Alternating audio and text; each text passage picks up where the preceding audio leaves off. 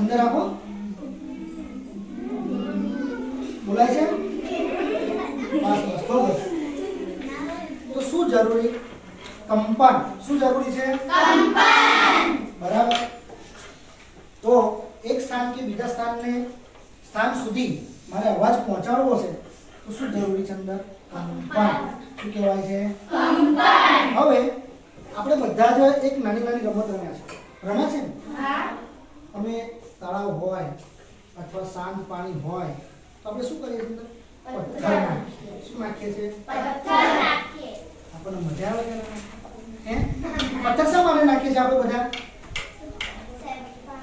તો આપણે રમત કરતા હોય ત્યારે આપણે નાના હોય ને એટલે પથ્થર એટલું કુંડાળું પડે ખબર છે અંદર તે કુંડાળું પડે એના માટે આપણે શું નાખીએ છીએ અંદર પથ્થર જોયું તમે હવે કુંડાળું ખાલી એટલું જ રહે છે તમે પથ્થર નાખે તો કુંડાળું મોટું થાય કે નાનું થાય છે મોટું ધીમે ધીમે ધીમે જોજો આમાં થતું હશે અને એક સરખા જ કુંડાળું પડતું જતું હશે જોયું છે તમે ધીમે ધીમે એને શું કહેવાય છે એ કંપન કહેવાય શું કહેવાય છે એને કંપન ધીમે ધીમે એક સમય એવો આવશે જ્યારે કંપન શું થઈ જશે શાંત કેવા થઈ જશે શાંત બરાબર હવે જ્યાં આગળ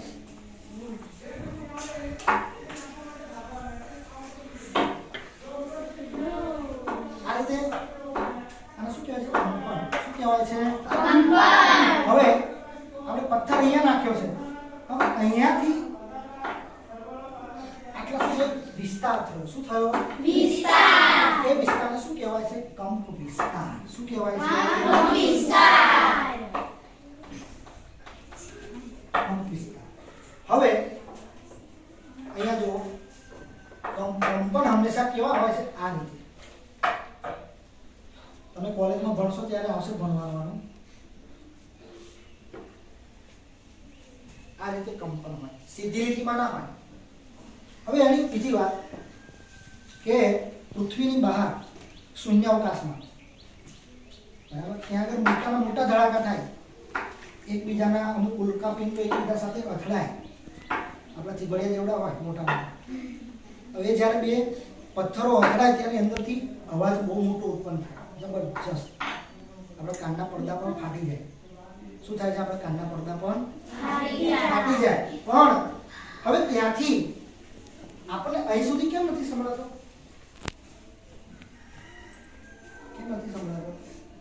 કારણ કે આપણી જે પૃથ્વી છે એની ઉપર એક થોડુંક જ વાતાવરણ છે પછી શું આવે છે શૂન્યાવકાશ શું આવે શૂન્યાવકાશ તો તમે ત્યાં આગળ જઈને ઉભા રહો તો ભગવાનના જેમ તમે પણ પેલા પિક્ચરમાં સિરિયલોમાં કેવા તરતા હોય ભગવાન એવા તમે ઉભા રહો તો તમે પણ તરતા થઈ જાય એને કહેવાય શૂન્યાવકાશ હવે શૂન્યાવકાશ એવો કહેવાય કે એની અંદરથી અવાજ પસાર થઈ શકતો નથી